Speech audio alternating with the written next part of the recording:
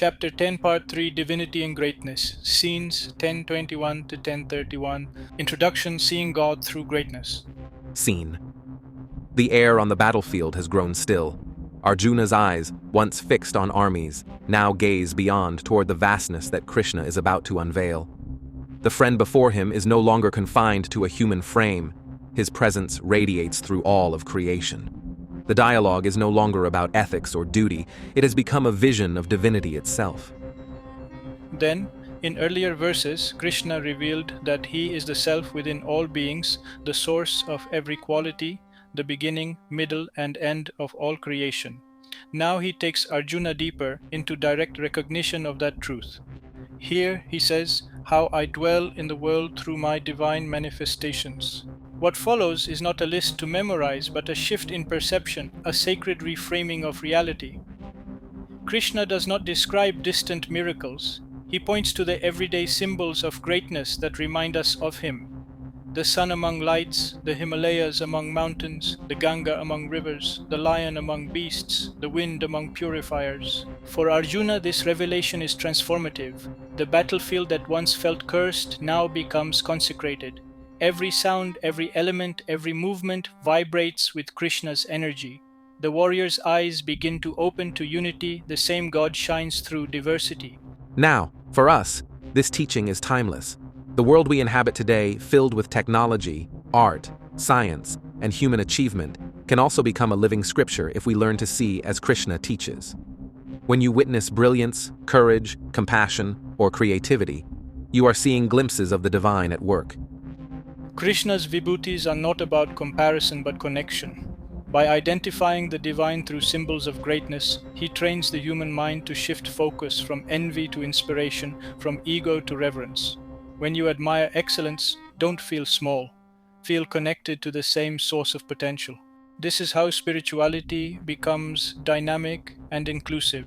The artist's genius, the scientist's discovery, the leader's courage, the mother's love, all are flames lit by the same eternal fire. The purpose of recognizing these vibhūtis is not to worship personalities, but to awaken the divine qualities within ourselves. In this way, Krishna gently dismantles the illusion of separation. Divinity is not confined to one temple, one culture, or one form. It flows through all greatness, everywhere. To see it is to live in wonder. To act from it is to live in yoga. Focus. See divinity shining through greatness. Admire without envy, serve without pride, and remember the power you see in others also lives in you. Scene 10:21. Among lights, I am the sun. Scene. Krishna begins. Among the 12 sons of Aditi, I am Vishnu. Among luminaries, I am the radiant sun. Among the Maruts, I am Marichi. Among the stars, I am the moon. Then, Krishna's first examples anchor the infinite in the sky itself. He identifies with Vishnu, the cosmic preserver symbol of balance and protection. He shines as the sun, the giver of life and light. He breathes as the wind god Marichi and glows as the moon among stars. Through this imagery, Krishna paints the heavens as his own expression, majestic yet nurturing. For Arjuna, this changes the very nature of the sky above him. The same sun that burns over Kurukshetra now becomes Krishna's face. The same moon that soothes weary soldiers is his smile. Suddenly, the cosmos itself becomes alive with divine presence. Now, in modern life, this verse invites us to rediscover wonder in the natural world. The sunrise is not just a physical event, it's divine renewal. The moon is not merely reflection, but reminder that light endures even through darkness. Krishna teaches us to see nature as sacred dialogue, not mechanical process. In a time when we live under artificial light and constant rush, remembering the sacredness of the sun and moon reconnects us to rhythm, gratitude, and humility. The divine is still speaking through every dawn, every breeze, every star. Focus. Look up and remember the same light that warms the world illumines your soul. The sun and moon are not distant gods but mirrors of the divine within. Scene 10:22. Among scriptures, I am the Sama Veda. Scene. Krishna continues. Among the Vedas, I am the Sama Veda. Among the gods, I am Indra. Among the senses, I am the mind. And among living beings, I am consciousness. Then Krishna now moves from sky to scripture, from cosmos to consciousness. The Samaveda, the Veda of song and melody, represents harmony between devotion and knowledge. By identifying with it, Krishna reminds Arjuna that truth is not dry logic but living music. Indra, king of the gods, symbolizes leadership. The mind represents coordination among senses, and consciousness itself is the divine flame in all beings. For Arjuna, this revelation widens perception even further. The divine is not only above but within, in the song of the priest, the courage of the leader, the coordination of thought, and the awareness that observes all. Everything organized, creative, or alive is Krishna's dance. Now, for us, this verse beautifully bridges spirituality and psychology. Krishna as consciousness means that divinity is not external, but the very awareness that experiences life. The divine sings through intuition, creativity, and empathy, through your capacity to know, feel, and connect. When you are inspired by art, when your mind works in clarity, or when silence gives you peace, Krishna is near. Awareness itself is sacred. Mindfulness is worship. Focus, consciousness is divine presence. The mind, when harmonized, becomes temple and instrument of God.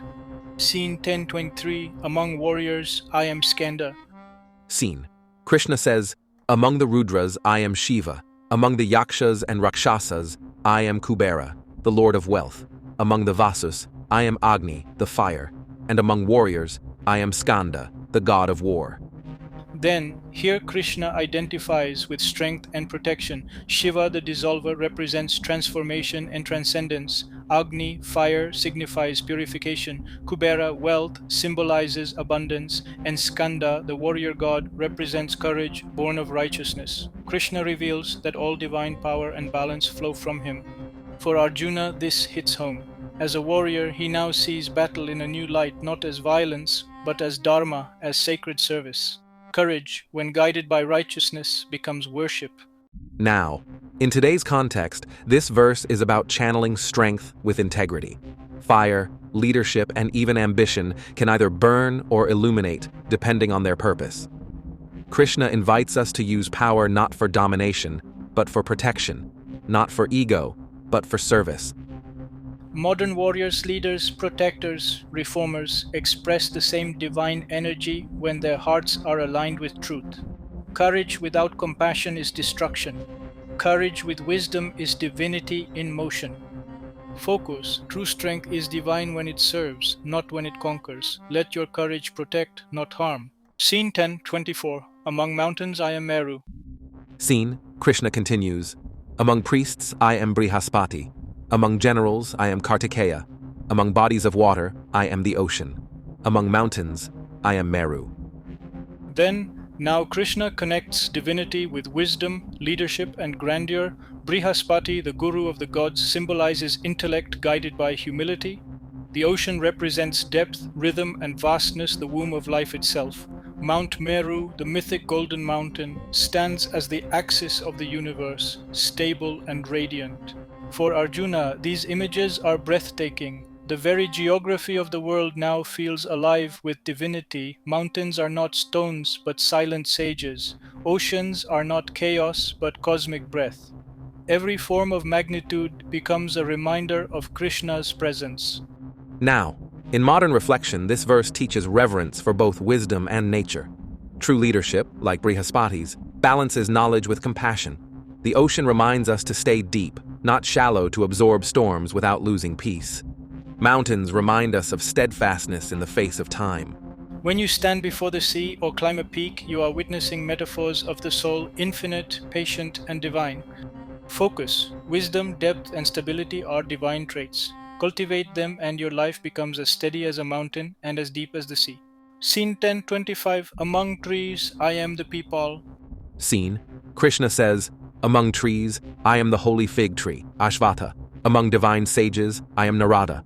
Among musicians, I am Chitraratha. Among perfected beings, I am Kapila, the sage. Then Krishna now touches the living world. The sacred peepal tree, Ashvata, is a symbol of life's continuity, its roots invisible, its branches infinite, sheltering countless beings. Narada, the celestial messenger, embodies devotion through music. Chitrarata symbolizes art and joy.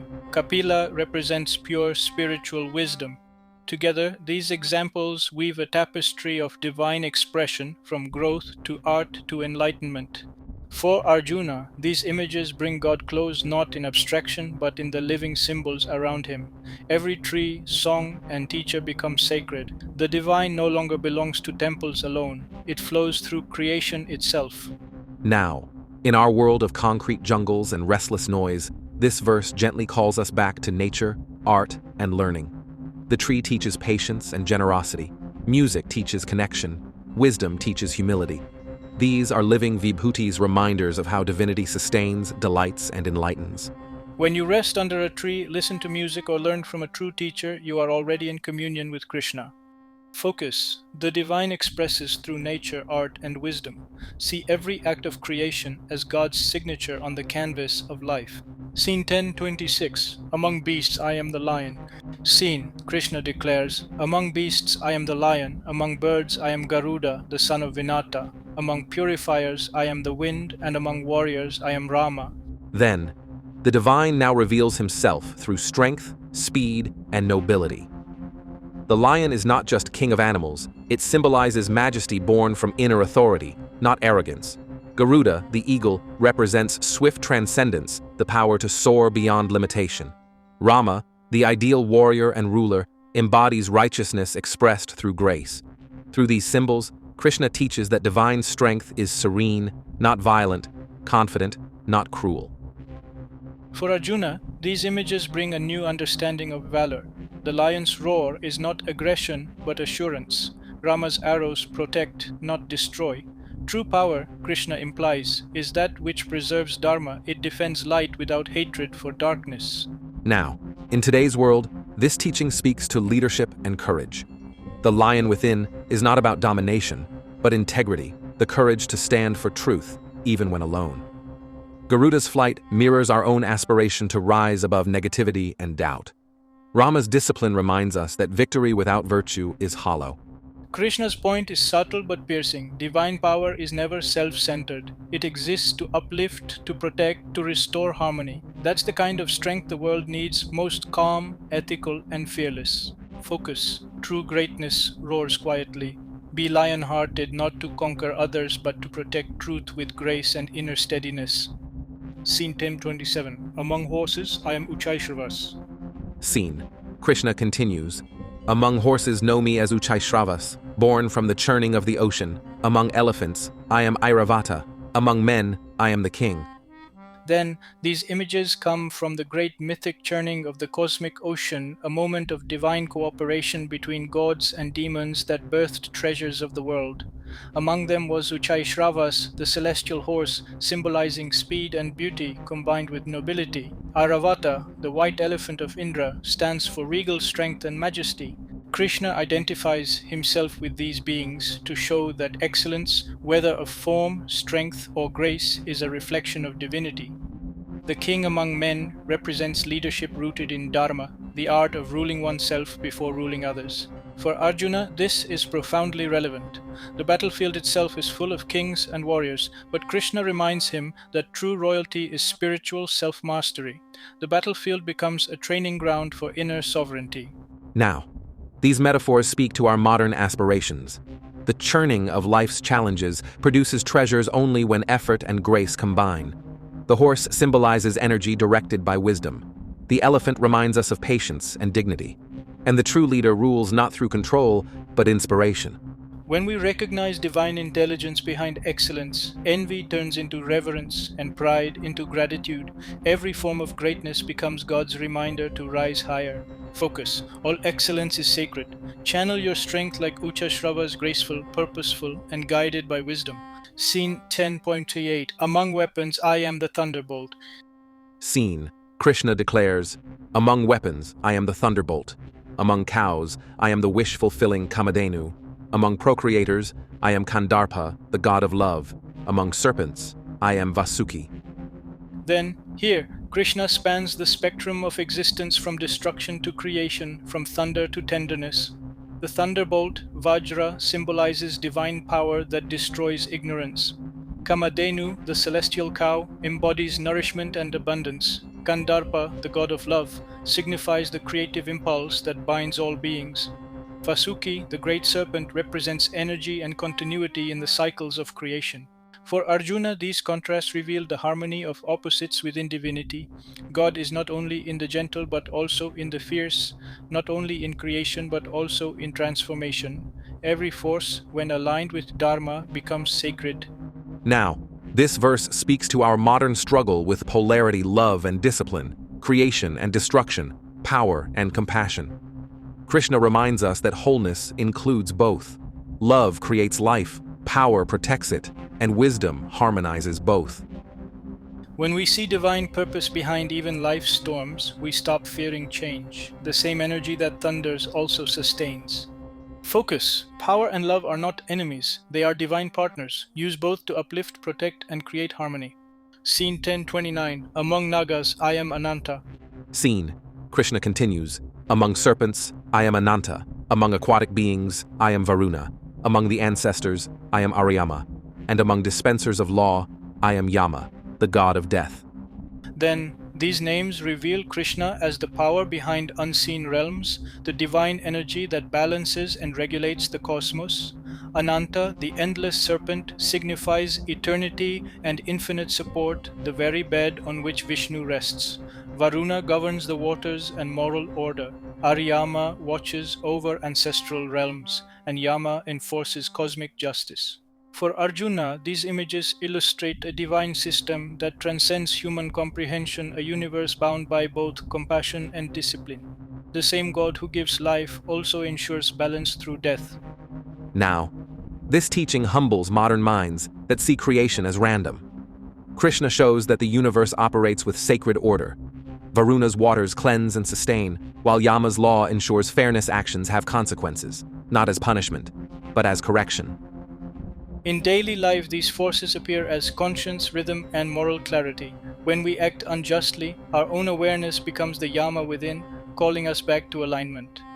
Focus. The universe is governed by divine law, fluid yet firm. Live in integrity, and the cosmos itself becomes your ally. Scene 1030. Among demons, I am Prahlada. Scene. Krishna says, among Daitya's demons, I am Prahlada. Among measures, I am time. Among beasts, I am the lion. Among birds, I am Garuda. Then, Krishna's choice of Prahlada is striking. Among demons, he identifies not with the powerful, but with the pure-hearted child who remained devoted to God even while born among the arrogant. This shows that divinity can manifest even in dark places through faith that resists corruption. Time, Kala, is another profound expression, the ultimate force that consumes all, equalizing kings and beggars alike. By naming himself as time, Krishna reminds Arjuna that every rise and fall is divine rhythm, not chaos. For Arjuna, this deepens both awe and humility. The enemy is no longer merely human, it is ignorance, ego, and the illusion of permanence. Even within destruction, Krishna's presence ensures purpose. Now, this verse speaks powerfully to our era of uncertainty. Time humbles the proud and uplifts the forgotten. Recognizing divinity in time transforms fear into reverence. Prahlada's devotion reminds us that goodness can shine in any circumstance. Faith is stronger than environment. Focus. The divine is even in opposition. Faith, integrity, and time itself are God's instruments of balance. Scene 1031. Among rivers, I am the Ganga. Scene. Krishna concludes this section. Among purifiers, I am the wind. Among warriors, I am Rama. Among fishes, I am the shark. Among rivers, I am the Ganga. Then, Krishna ends this stream of glories with nature's most sacred flow, the Ganga, symbol of purity, continuity, and grace. From heavens to plains, from glacier to sea, she cleanses without judgment. Ganga represents divine compassion in motion, forgiving, nurturing, transforming. For Arjuna, this image must have felt deeply personal. He had bathed in her waters, prayed on her banks, and now realizes that every drop he touched was Krishna himself. The battlefield, bordered by rivers, suddenly feels sanctified, as if the divine flows through war and peace alike. Now, in our lives, the Ganga stands for renewal. Every breath is a river of cleansing if we let go of resentment and flow with truth. Like her, we must learn to carry the world's impurities without losing our own essence. The shark among fish symbolizes precision and focus. Rama among warriors stands for righteous strength. The wind among purifiers symbolizes movement toward freshness and freedom. Together, they teach balance, be strong, be clear, but stay fluid. Focus. Flow like the Ganga, pure, generous, and fearless. Let your life cleanse others simply by being authentic and kind. Closing summary: divinity and greatness. Seen, the battlefield remains, but its meaning has changed. Arjuna no longer sees armies and kings. He sees divinity in every direction, in wind and flame, in mountains and rivers, in heroes and sages.